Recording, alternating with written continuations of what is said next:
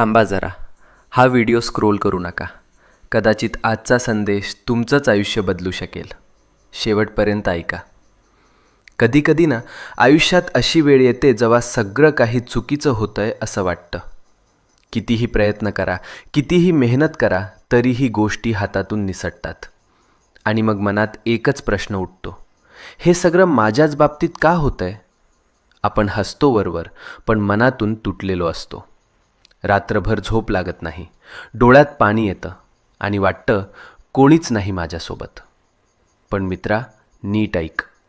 जेव्हा सगळे दरवाजे बंद होतात तेव्हा स्वामींचा दरवाजा उघडा असतो. ही वेळ तुझी शिक्षा नाही, ही वेळ तुझी परीक्षा आहे.